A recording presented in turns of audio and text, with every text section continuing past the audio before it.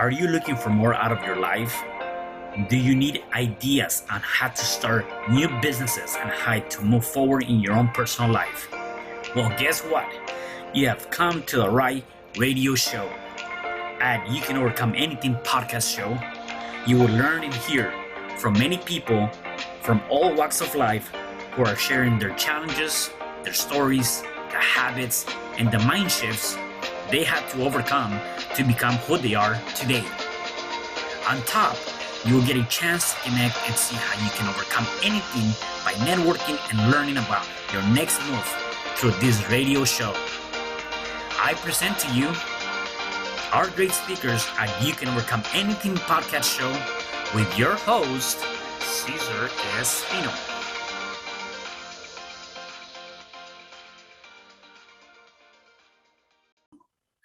Hello there, and welcome back to another episode of You Can Overcome Anything podcast show. It is your host, CesarRespino, and today I have a special guest. His name is Christopher Greco, and before we get started, let me give you a little bit of his background so you can get to know him.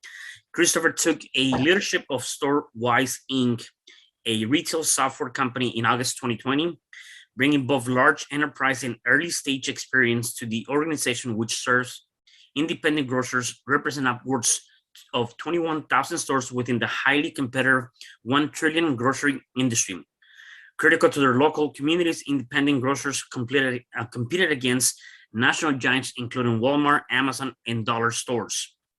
Greco has served in leadership roles at AT&T, Spring, and Symantec, and proved his early stage known how to as part of the leadership team that scales SaaS company Location Labs to a 220 million acquisitions, then global cybersecurity provider AVG to a 1.3 billion acquisitions by Avast.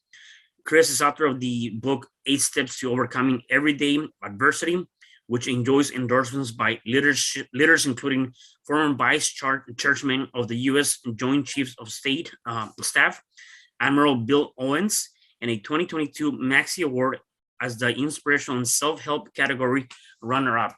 Wow, Christopher, it's such a great pleasure to have you here, and really excited to have this interview with you. How are you today? Great, Cedar. Great to be with you. Awesome. So you know what? Obviously we know about the things you're doing now. I want to get to know a bit more of you, and so tell me a little bit of your background, your upbringing, where you're originally from. How was that for you? Yeah, so it's just kind of outlined in my book, and also helped me develop into the leadership role that I'm in today. So I grew up in South Florida. Have a family. I have 2 siblings, younger siblings, and I think one of the defining points in my life is when I lost my dad when I was 15. He was diagnosed in February, passed away in September, and my mother was is the matriarch of the family, and she actually I learned a lot of my leadership skills I get from her.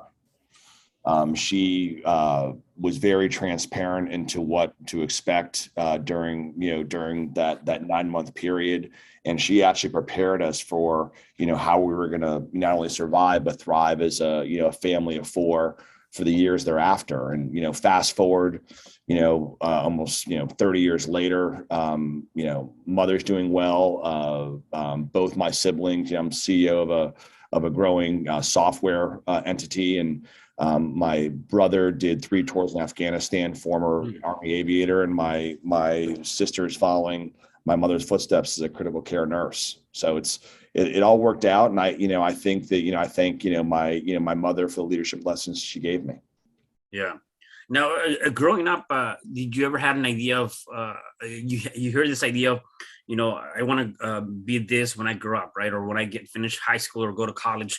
What was your more so what were you trying to do or wanted to do at that age in your life? Yeah, I mean, I aspired. I wanted to. My intent was to become, going a lawyer or politics, and life happens, right? You have dreams and goals, and I always had an open mind to learning new things, I think. And I listened to a lot of people that were much older than I was at the time. And one of my dad's friends, during college, he thought that I had maybe a knack for sales and business, and he encouraged me to kind of cut my teeth in sales after after school. And I joined a company that actually had a tuition reimbursement program, and so they paid for most of my MBA.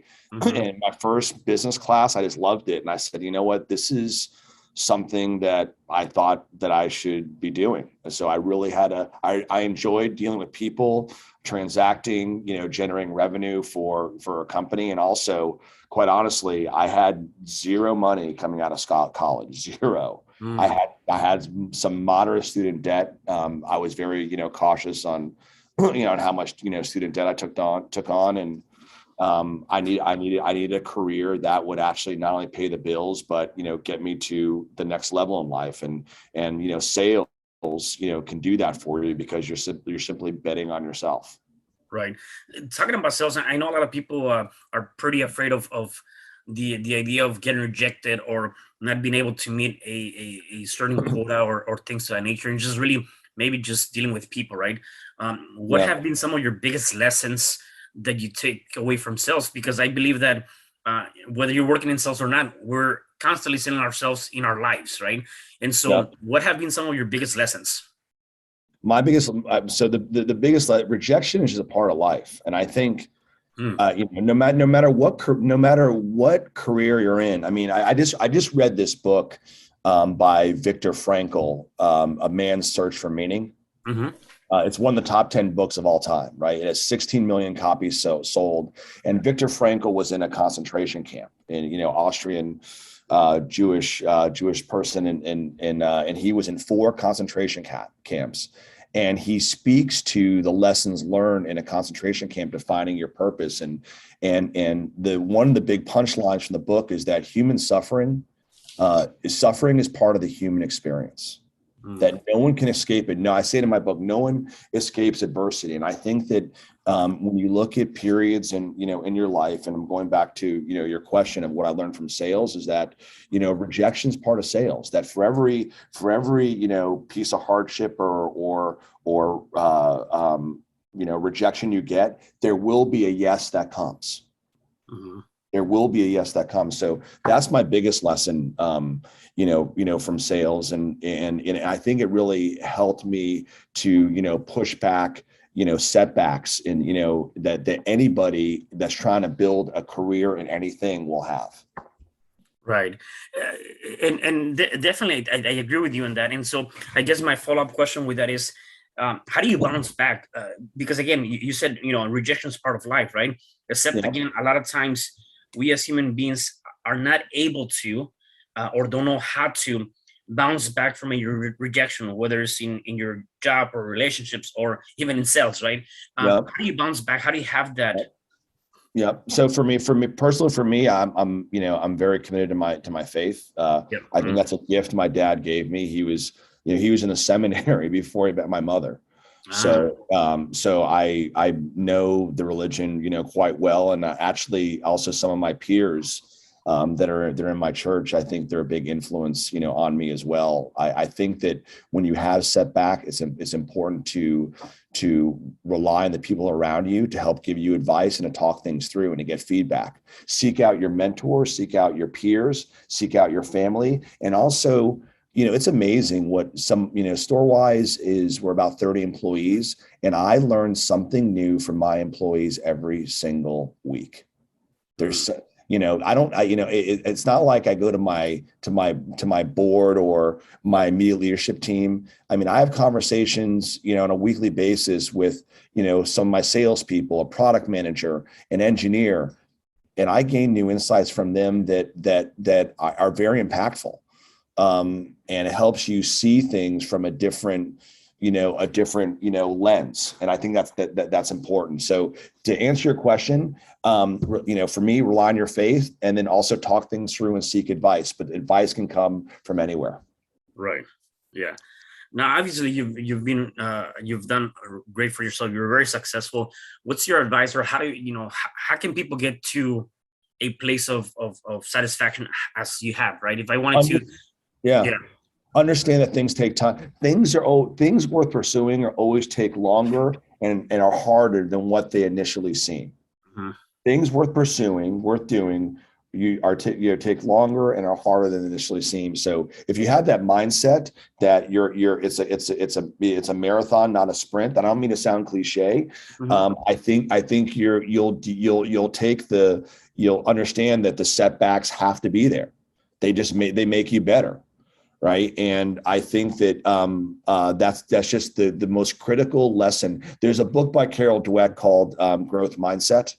Mhm. I've read that book several times, and having a fixed, she's very clear on what a fixed, fixed mindset. I am limited in my abilities. This is how God made me. So I'm limited in what I can do versus a growth mindset. This is how God made me, but God made me a learning, a learning machine. And if I put my mind to something, I can do almost anything, not anything, almost anything. Right. And I've always had that mindset, and no matter what endeavor I take on, and I'm doing my best to teach it to my kids. Yeah, definitely. I would imagine that first you had to more or less come up with what is my purpose, or what is the one thing that I enjoy doing, and then pursuing that, and really, as you mentioned, it takes time, yet sticking to that one thing you enjoy to be able to get to where you're at. I agree. Understand that things that you enjoy doing you have setbacks, you suffer, you have pain. That's part of that's part of the process. And sometimes the things that you initially thought that you would love to do along your journey, you'll find something else. And it's okay. It's okay to pivot, right? I mean, I never thought when I was, 15 years old that I'd become a retail software CEO, Mm-hmm. serving independent grocery stores, right? I would never in a million years. Just that, I look at opportunities, and I'm blessed by the fact that they have come to me. But I look at every opportunity as something that was meant to be, and it's part of a bigger plan. Yeah, definitely. I like what you say here. Said life is good and it's hard. Can you elaborate a bit more on that? Yeah. So I think that I'm seeing it, it's really prevalent today, where I think that a lot of the generation, after me, I think that I don't know if the schools are really training them right, where there's this mantra that life is good, that everything will be okay all the time. And it's really absent the fact that life is good based on the fact that you can overcome the difficulty and what's hard. Right. Mhm. And they stop at that life is good piece, and they got to finish the sentence, and it's hard. And, as I was writing the book, when I was looking for, it's in my forward, that phrase, it's actually written by a dear friend of mine, Dr. Maureen Duffy. When she wrote that forward, it dawned on me the fact that, she captured the essence of my book, that, nothing worth doing is ever easy. And I think that mantra, life is good and it's hard, just needs to be prevalent and really taught to, the generations to come. Yeah. Talk about your book. How did the idea of writing a book come about? Where did the inspiration was born from? Yeah, I mean, it came from the fact that, I didn't have a lot. My dad, I have some memoirs of my father, but, having experienced, a parent dying when I was very young, I hope to live a long life, but if I don't, I'd love to have something for my kids to pick up one day, and they're 15 and 11. And so it started out as Lessons for Jonathan. He's my son. At the time, he was what, 11, 12 years old, excuse me. And I wrote down probably, 25, 30 lessons, and I just kept on, I shelved it. And then maybe a few months later, I came back to it. And I was flying, all the time, and for business.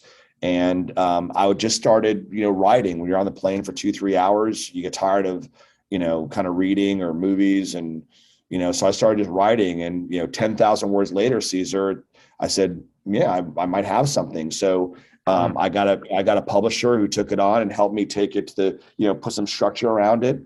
And, we decided to go ahead and, launch the book. And, so far is doing, fairly well. The book business is very, very hard, like anything, but it has 50 reviews and the sales are growing. Yeah, no, definitely. You don't have to give us all the steps. Can you share some of the steps as part of the 8 steps that are in your book? Yeah. So I think the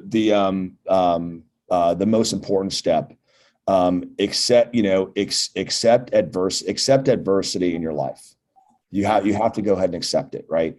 That's most important. That accept that you are going to experience, something, you're going to experience adversity almost no matter what you do. That's the most important step. The other one is, the other step that's always memorable is prayer is the gateway between panic and peace. Prayer is the gateway between panic and peace. And, God knows that, my faith is, I'm sure the same for you, Cesar, has really been helpful and meaningful when times are tough. So those are 2 of the steps. And the book can be read on a flight from Kansas City to New York. Okay. Yeah. Or Kansas City to San Francisco. Those are my flights pretty much. And it's meant to be read in really a 2-hour sitting. It has activities after each chapter because you want to take action after reading each step. But I encourage, anybody to go on Amazon.com and purchase it. Yeah, definitely. Besides the book and all the success you have, what are some of the habits that you do or hobbies that you have on a day-to-day basis?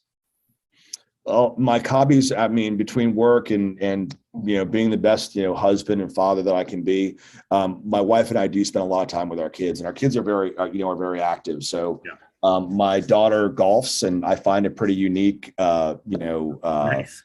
Yeah, she does. It's for you. I can't find any another like activity where you actually spend 5 hours together, like one-on-one. Right.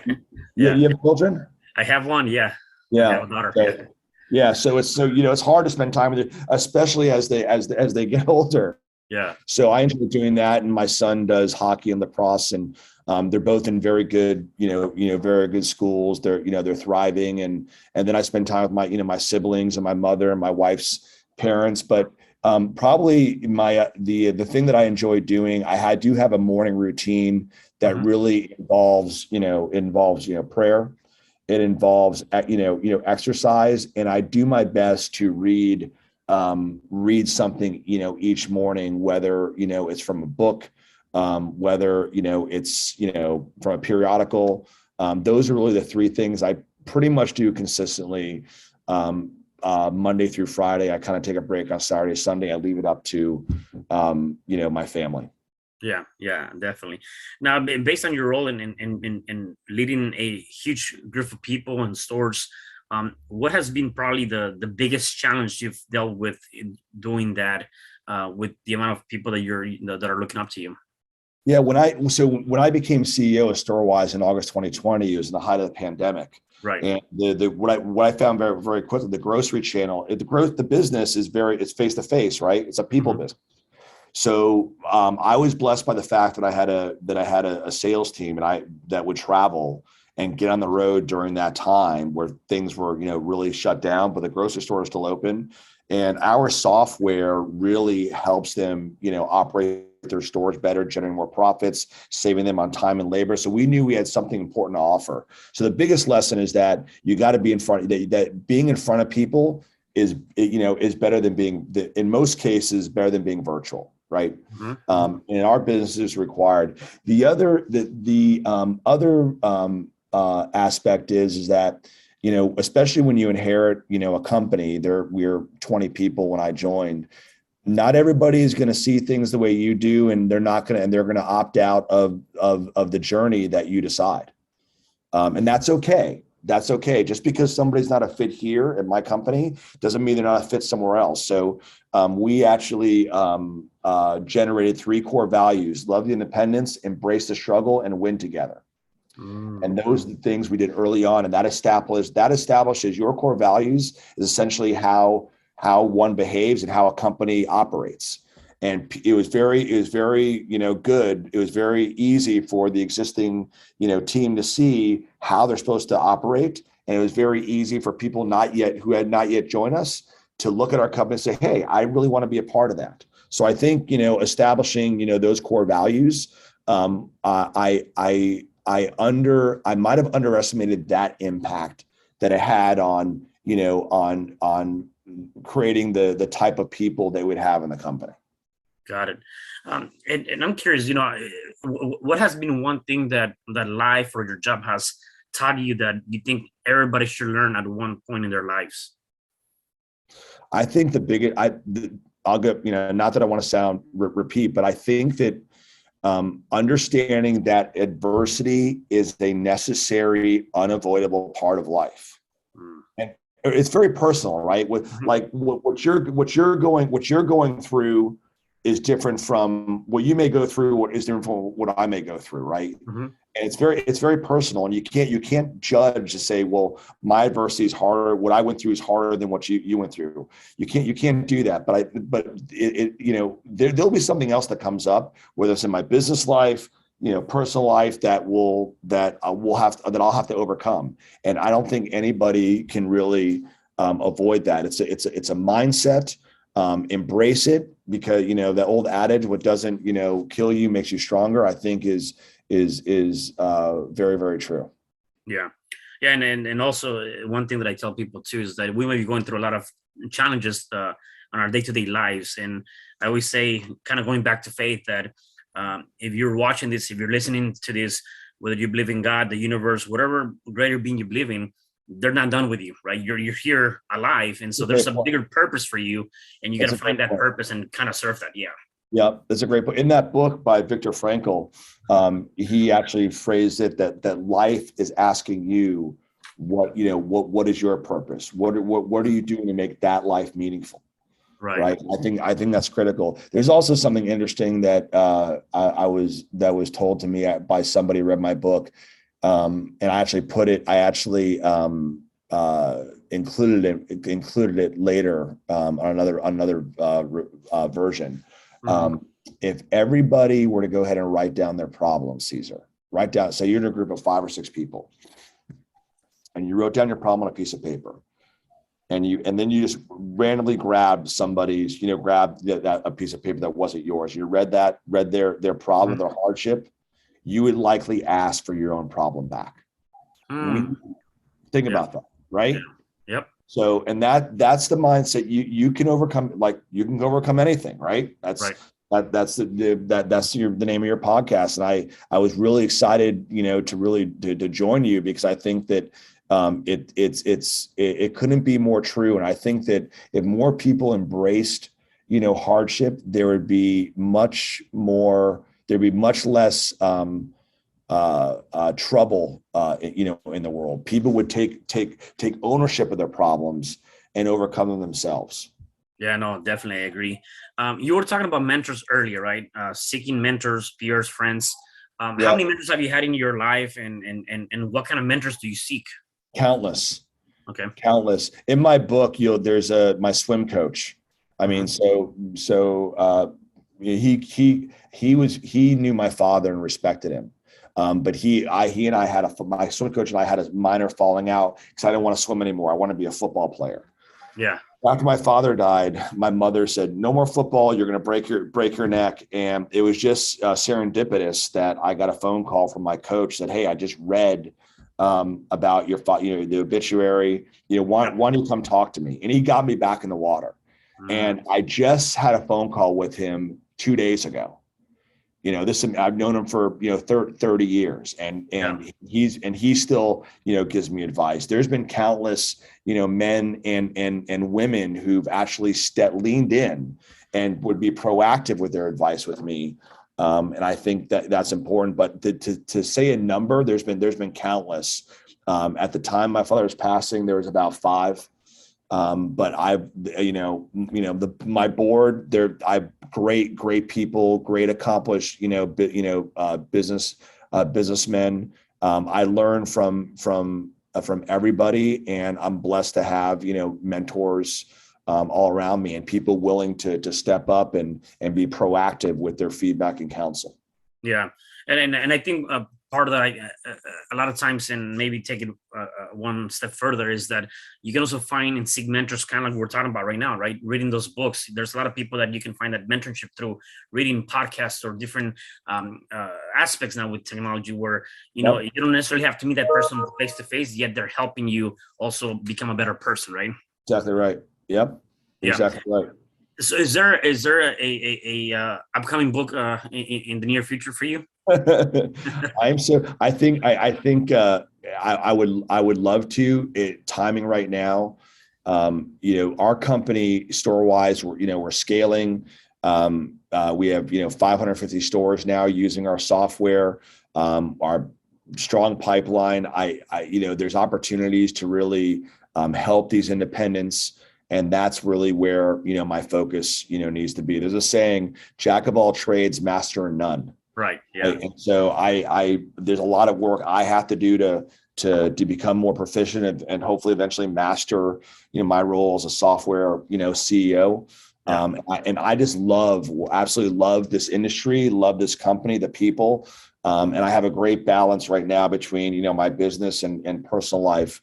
And spiritual life with God and family. Yeah, no, and definitely that's huge. I mean, being able to be competing against the Walmarts or the Amazons or the dollar stores. Yeah. I mean, that is huge, right? Yeah. And I guess from you as a CEO, like how do you do that? Like, how do you compete with someone? Because again, and it could be in any industry, right? I mean, again, people sometimes say, "Hey, that person's so much ahead of me," or they've been in business way longer than I have, or they've been flipping properties, or they've been doing whatever that industry might be. It's like, how can I step myself into this and still be okay that I can compete? And the same thing with you, right? I mean, being the fact that, your store compared to the other stores, they've been in business for quite some time. They're huge stores. How do you stay on track? How do you continue to motivate yourself and say, we can do this, we got this? Well, yeah. Well, look, if you look at the industry, it's $1 trillion. The grocery industry is $1 trillion industry. Supermarket grocery $1 trillion industry. You have Walmart, Dollar, Amazon, Kroger, Aldi. They represent 75%, 750 billion. The independent grocer. So where do you shop for food, Cesar? Either Ross or Food for Less.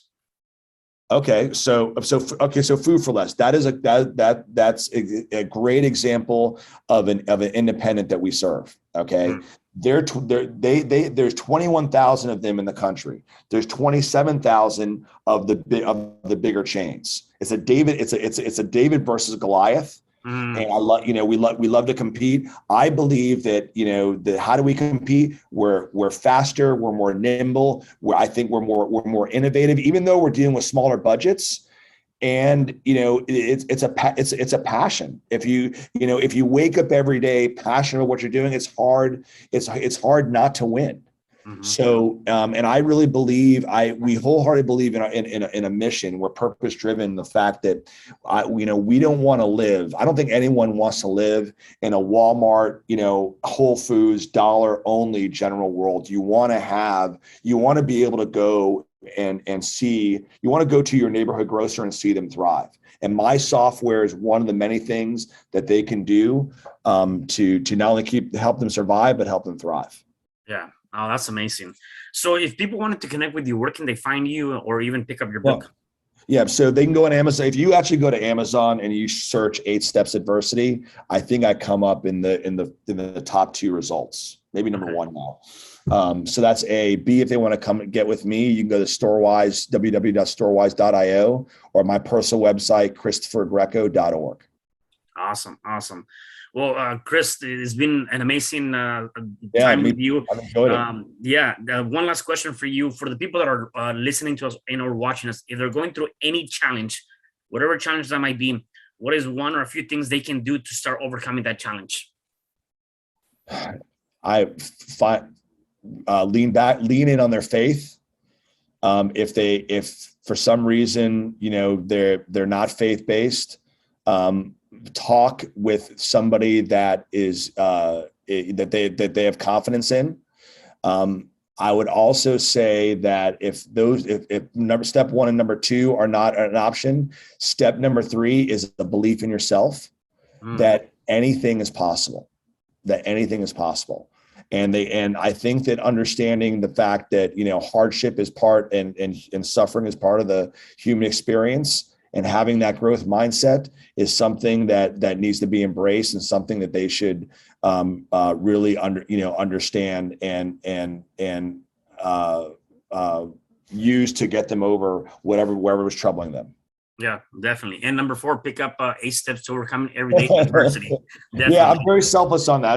I should have said pick up my book, but I'm not a big self-promotion person. So yes, I appreciate that. Yeah, no, definitely. Well, Christopher, thank you so much for being here. I really appreciate it. Is there anything else that you want to say before I let you go? No, I see. Look, what you're doing is great. I really appreciate the time. I think we need more podcasts like this, and I'm happy to return, maybe in a year and be a yeah, definitely. I would love to have you back for sure. Thank you. Thank you so much. And for the rest of you guys, do me a favor, please make sure that you share this message, because somebody needs to hear this. And I'll see you guys at the next episode of You Can Overcome Anything podcast show. Goodbye. Thank you. Hi, I'm CesarRespino, real estate investor, business coach, and consultant, and author of the book, You Can Overcome Anything, Even When the World Says No. My number is 424-501-6046. In my book, I talk about making the necessary changes to shift your mind for prosperity and certainty. Pick up your copy at Amazon. I also love helping families with their real estate and can purchase your house fast and all cash. Follow me on Instagram, Facebook, and LinkedIn. My number is 424-501-6046. Thank you for having me today. I am so glad you've tuned into this podcast. You can find me at your favorite podcast platform, where you can like, subscribe, comment, and share. And to learn more about myself, my services, you can find me at www.CesarRespino.com, or you can also find me at your social media. Thanks for joining me, and I am looking forward to having you at the next episode. And know you truly can overcome anything.